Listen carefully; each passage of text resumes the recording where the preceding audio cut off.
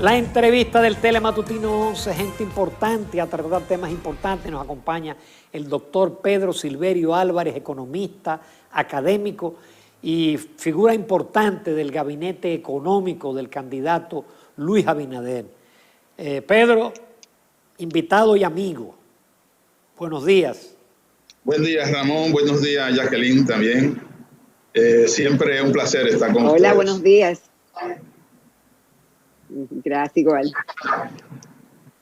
Pedro, vamos a comenzar con la economía. Tú eres un hombre muy informado. Todavía en marzo decía la CEPAL y el Banco Mundial que la economía iba a crecer 0. El fondo decía que -1. Pero ya vemos un informe de Fitch Ratings que ya está hablando de -3.5 y habla de un déficit de 7.1. Me refiero al déficit del gobierno consolidado. Es decir, pinta un panorama bastante complicado, a pesar de que ellos pronostican que quizá ya en agosto el turismo comienza a recuperarse. ¿Cuál es la visión del economista Pedro Silverio acerca del impacto económico y social del coronavirus a nivel global y a nivel de la República Dominicana? Bueno, yo creo que nosotros, como economía, estamos vinculados a la economía global por tantos mecanismos, a través del turismo, a través de las remesas, a través de las exportaciones de zonas francas, a través de las importaciones de petróleo, de materias primas, de bienes de capital. Nosotros estamos muy afectados por esta situación de parálisis de la economía mundial. Obviamente que todos los pronósticos apuntan hacia una caída en las grandes economías, una caída importante, y esa caída se va a estar reflejando en la economía dominicana. Nosotros, antes de la crisis, antes de la pandemia, antes de esta crisis sanitaria, la economía dominicana se estaba proyectando que crecería alrededor de 5%, 4.8%. De manera que cuando ahora se dice que la economía dominicana, en el escenario más optimista, crecería 0, estamos diciendo que esta va a ser una de las economías más afectadas, porque cuando una economía está creciendo 2% y decrece en 1%, en realidad el impacto ha sido de 3 puntos porcentuales. Pero cuando tú pasas del 5% al 0, el impacto es de 5 puntos porcentuales. Entonces es más grande, aún quedándote en el 0, es más grande que el impacto que ha tenido una economía que pasó del 2% al 1%. Pero la realidad es que la economía dominicana, dependiendo mucho de las cosas que pasen a partir de agosto y de cómo la economía pueda gradualmente ir incorporando todas las actividades productivas, el impacto va a ser en una magnitud o en otra. Ahora, lo que sí parece muy probable es que la economía dominicana este año concluya un ciclo de crecimiento de unos 16 años. Es probable que la economía esté creciendo a niveles negativos. Decir exactamente una cifra va a ser arriesgado y probablemente sin muchos fundamentos, en un proceso de tanta incertidumbre y donde no se controla cómo las expectativas de los agentes económicos van a estar dominando la actividad económica en unos meses. Lo que se espera es sí, que a partir de agosto pues se tenga ya una reinserción de las actividades económicas y que la economía pueda ir recuperando el terreno perdido. Pero no se espera, desde mi punto de vista, no se espera que la economía dominicana en este año tenga la posibilidad de crecer positivamente. Claro, esto tiene un impacto importantísimo en toda la actividad económica, en las finanzas del gobierno, tiene un impacto social enorme cuando más de 800,000 personas han perdido sus puestos de trabajo. Eso quiere decir que los problemas de pobreza del país se han agravado seriamente durante este proceso, y que va a ser un trabajo bastante fuerte lograr, primero, poner la economía en los niveles que tenía previo a la crisis y luego encaminarla para una senda de crecimiento económico y además por una senda de sostenibilidad de las finanzas públicas, porque durante este proceso también hemos tenido se ha tenido la necesidad de un mayor nivel de endeudamiento del gobierno como resultado de un mayor déficit fiscal. Doctor, la inflación pudiera venir después de la pandemia, dicen los organismos internacionales y estudios que se han hecho en diferentes universidades. Y dentro de las recomendaciones que se dan a los países como la República Dominicana, es que los gobiernos deberían financiar su deuda a las actuales tasas, que están ultra bajas, con vencimiento lo más largo posible y comenzar a hacer eso de inmediato. ¿Usted estaría de acuerdo con esta medida? Mira, no pude escuchar bien la parte final de tu planteamiento, Jacqueline, si me lo pudieras repetir, por favor. Se interrumpió un poco la llamada. Exactamente, que dentro de las recomendaciones que hacen expertos internacionales, economistas de diferentes universidades y centros de estudio, es que en medio de esta coyuntura, los gobiernos deberían financiar su deuda a las actuales tasas de interés que están bajas y hacerlo a un plazo lo más largo posible y hacerlo inmediatamente. Mi pregunta es si usted está de acuerdo con que esto se haga ahora. Bueno, hay una realidad. Los gobiernos han tenido la necesidad de incurrir en un mayor déficit fiscal como resultado de todos los programas sociales y los programas de apoyo a las empresas que han tenido que implementarse. De manera que, desde ese punto de vista, no había otra opción que endeudarse. Lo ideal es que la deuda se realice en los mejores términos posibles, pero por ejemplo, para países como el nuestro, si bien las tasas de interés internacionales están bajas, lo que tenemos es que cuando tú vas al mercado financiero hay un margen, un spread sobre esas tasas de interés que es bastante alto. Es decir, ahora mismo pudiéramos estar hablando de 6 o 7% alrededor, un número así más o menos aproximado. Entonces, la opción realmente ahora mismo, si el país se puede endeudar a una tasa baja y de largo plazo, es una situación ideal. El asunto es si es posible hacerlo en las condiciones de un mercado financiero internacional que está viendo problemas en la sostenibilidad de las deudas de los países, porque en la medida que un país crece menos o decrece, en esa misma dirección se comporta la sostenibilidad de la deuda pública. Y por eso los organismos los mercados financieros, especialmente los privados internacionales, tienen mucha aprensión con esa situación y de la futura capacidad que tendrán esos gobiernos para repagar sus compromisos financieros.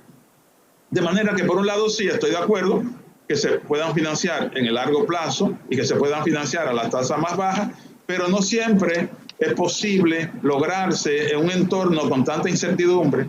Nosotros se financiaron 2.500 millones de dólares recientemente, en enero, unas tasas alrededor del 5 o menos del 5%. Pero en la realidad es que si fuéramos al mercado internacional ahora mismo, probablemente no vamos a conseguir esas tasas. Pero sí estoy de acuerdo que pueda ser financiado a muy largo plazo y con muy baja tasa de interés.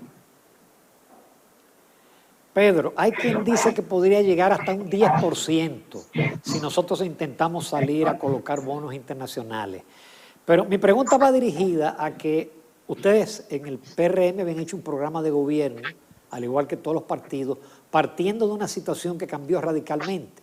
En todos estaba planteado en el caso de ustedes una reorientación presupuestaria, ahorro presupuestario para pasar capítulos de un lugar a otro, eventualmente una reforma fiscal global, pero todo eso ahora queda suspendido y todos estamos conscientes que es inevitable el aumento de la deuda, especialmente para estimular a la economía. Todo eso fue contemplado cuando ustedes presentaron su programa de gobierno la semana pasada. Fíjate, la pandemia del COVID-19 ha cambiado completamente el escenario. Los programas de gobierno, un programa de gobierno estuvo elaborado en base a una realidad. Esa realidad ha cambiado totalmente. Ahora, eso no quiere decir que los grandes lineamientos de ese programa de gobierno hayan sufrido un cambio. Lo que ha sufrido es la manera como se abordan las situaciones coyunturales que se están presentando. El gobierno, el plan de gobierno del PRM contempla ahora mirar la situación desde dos ángulos. Desde un ángulo que tiene que ver con la crisis sanitaria y cómo el gobierno debe actuar para primero salvar vidas y segundo para mantener en la población más vulnerable la capacidad de consumir los bienes y servicios que necesitan para su mantenimiento. Entonces, eso es, digamos que es una preocupación que está junto con el proceso de la crisis sanitaria. Ahora, la otra parte de esa visión es que una vez que esté controlada la situación de la crisis sanitaria, que esperamos que sea ya para agosto podamos tener una situación más o menos bajo control, entonces pensar en una política de recuperación económica, en una política que lleve las actividades económicas a los niveles que estaban previos a la crisis. Y para eso el gobierno todavía tendrá que utilizar recursos, probablemente tendrá que endeudarse para los programas de asistencia social que tienen que mantenerse hasta que haya una normalización completa de la crisis, y también para apoyar a las empresas que antes de la crisis eran financieramente viables, pero que como resultado de la crisis ya no lo son. Y esas empresas, la diferencia ha sido esta situación sanitaria. Entonces, para esas empresas, tanto desde el ámbito de las pequeñas y de las medianas empresas, sobre todo, poder asistirlas para que puedan recuperar su viabilidad financiera y puedan generar de nuevo los empleos que estaban generando antes de la crisis. De manera que ya la tarea cambia de una situación donde el gobierno iría en unas condiciones normales a aplicar una política de fiscal dirigida a sanear las finanzas públicas, a darle mayor sostenibilidad a esas finanzas públicas.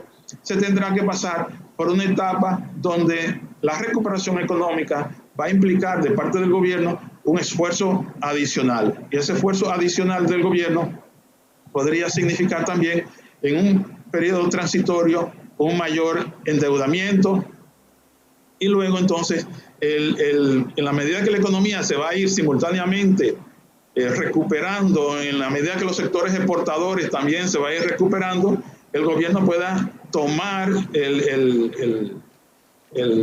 la ruta de crear los 600.000 empleos que se ha planteado en los próximos 4 años.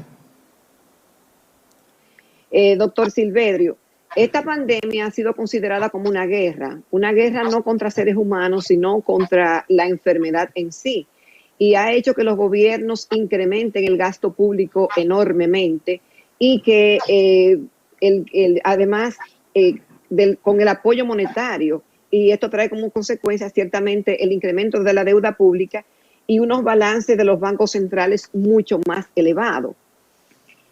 Esta pandemia nos encuentra a la República Dominicana con una deuda que era criticada por lo alto que estaba y que ya estaba en un punto de que estábamos muy vulnerables, pero ahora nos hemos endeudado pudiera decirse que la República Dominicana está sobreendeudada, doctor Silverio, y en medio de este panorama los candidatos presidenciales, y de su partido no es la excepción, siguen haciendo propuestas, siguen haciendo promesas, que obviamente se necesitan recursos para cumplir, pero ¿cómo se van a cumplir si no tendrán esos recursos para hacerla posible? Bueno, la situación de endeudamiento del país realmente era muy preocupante antes de estas crisis.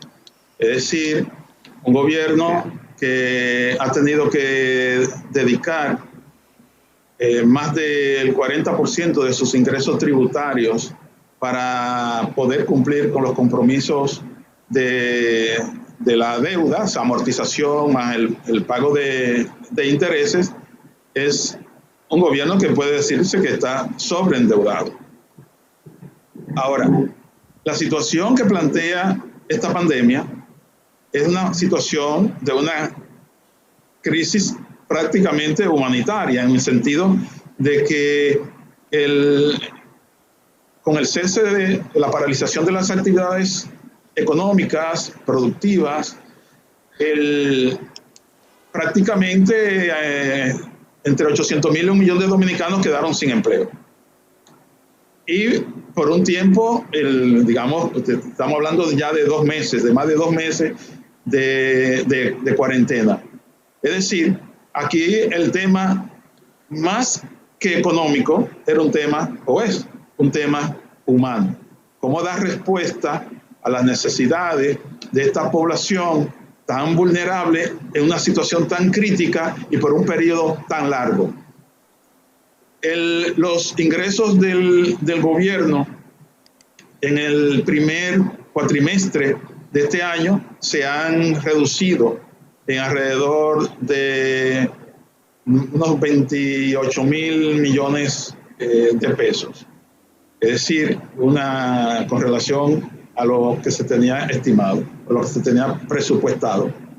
Quiere decir que por un lado, las necesidades financieras del gobierno han aumentado con la necesidad de asistir a la población vulnerable, pero por otro lado, la capacidad propia financiera del gobierno ha disminuido significativamente durante ese mismo periodo. Ante esa situación real de restricción presupuestaria por un lado y de necesidades humanas por otro lado, la única solución era o es el endeudamiento. Entonces, ahora no podemos pensar que, dado que el endeudamiento es sumamente alto, más del 50% del Producto Interno Bruto, no podemos permitir que la población cause en la población, esta crisis cause en la población un problema de hambre y de miseria que agrave incluso la situación sanitaria. Es decir, por razones humanitarias, el gobierno tenía la justificación para endeudarse aún más, y los gobiernos han tenido la justificación, no solamente el gobierno de la República Dominicana, sino los gobiernos alrededor del mundo, para endeudarse, aún los gobiernos que estaban ya sobreendeudados, como el nuestro. Entonces, es un asunto humanitario que debe entenderse en ese contexto. Pedro, otro de los impactos que hemos tenido por efecto de la parálisis, especialmente por la parálisis en el sector externo, es la depreciación del peso dominicano, que durante los últimos años estaba por debajo de un 3%. Ya hoy un periódico titula que estamos ya cercano al 59%. El propio informe del Fitch Rating Agencies dice que entre abril del año pasado y abril de este la depreciación ha sido un 8%. Parecería que a ustedes les va a tocar un peso bordeando el 60-1, con todo lo que eso implica en términos de aumento generalizado de todos los precios. ¿Es posible contener esa depreciación o es algo inevitable en la medida que siga paralizado o disminuido la generación de divisas? Aquí hay varios elementos que debemos tener en cuenta a mi modo de ver las cosas. el país está experimentando un agravamiento de su déficit en cuenta corriente. Es probable que este año el déficit de cuenta corriente supere los 4.000 millones de dólares. Los mecanismos para financiar ese déficit de cuenta corriente, bueno, están los movimientos de las cuentas financieras,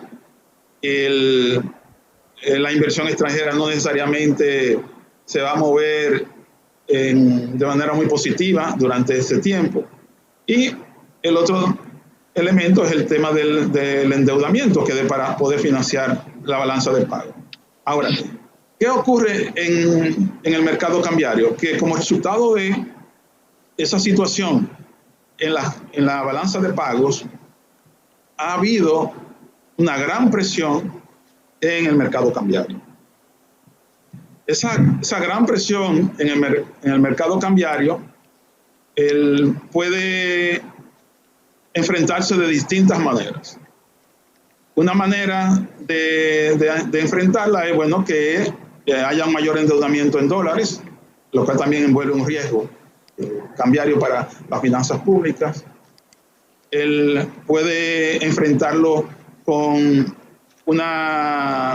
permitiendo algún grado de depreciación de la moneda.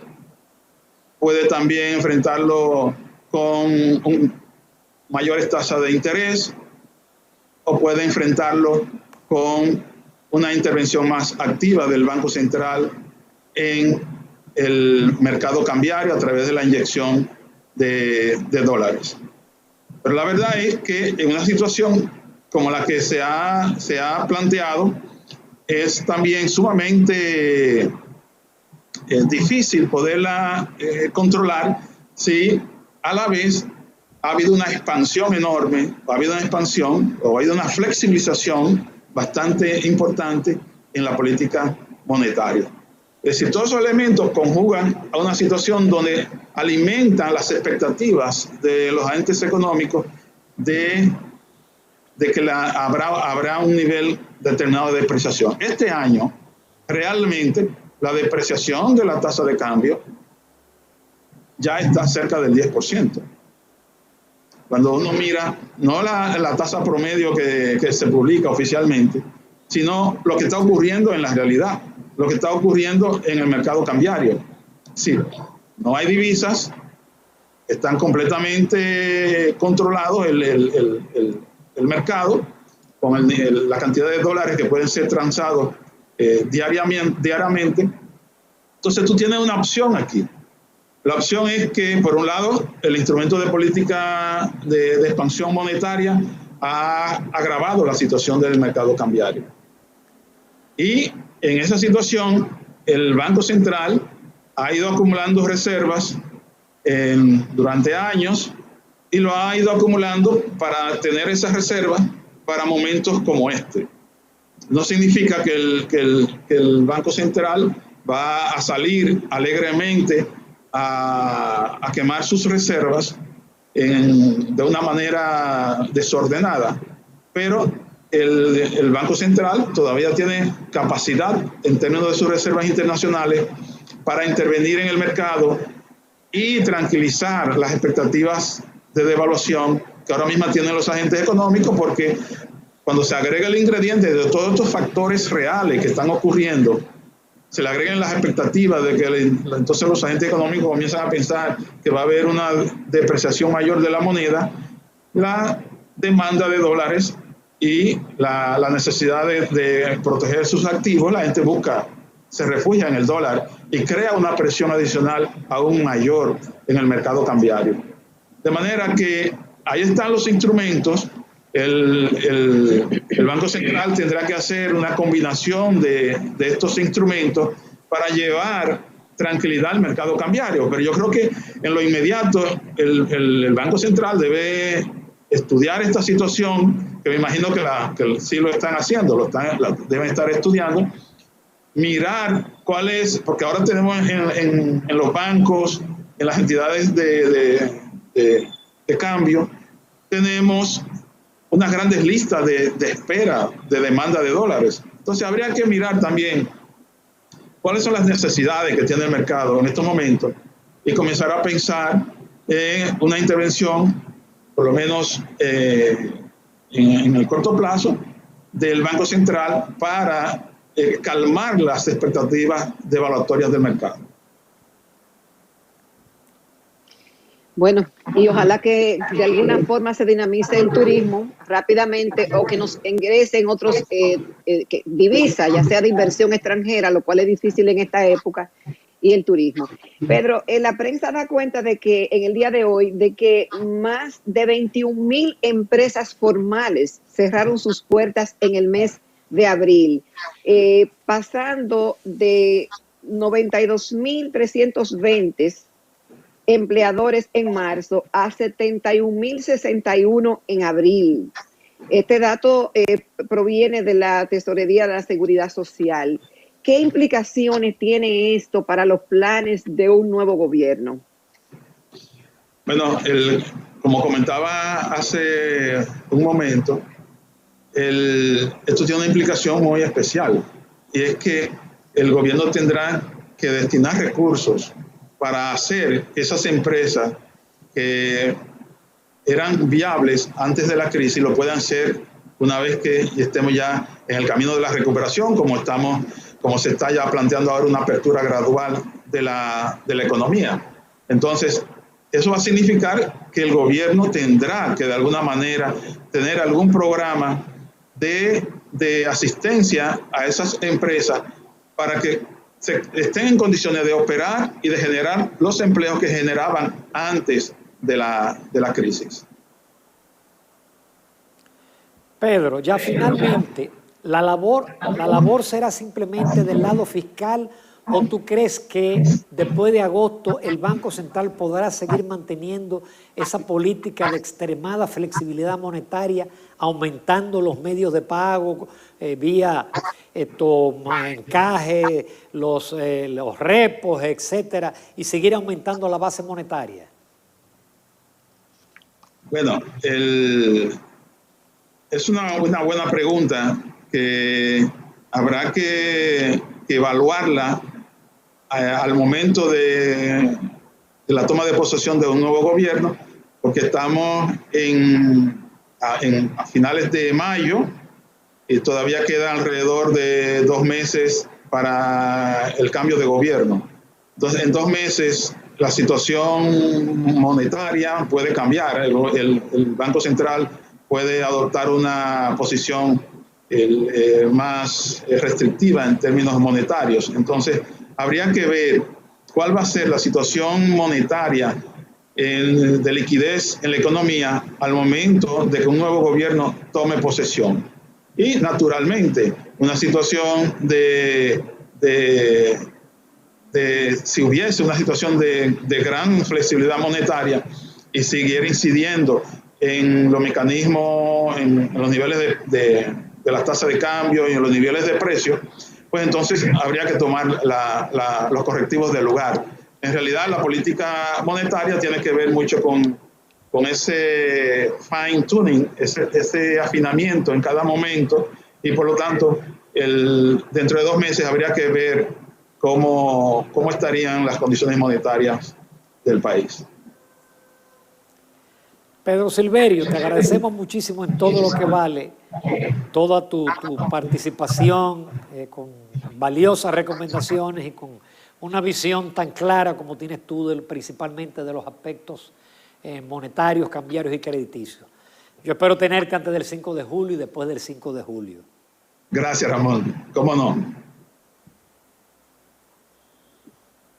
Gracias, Pedro. Muchas gracias, Jacqueline.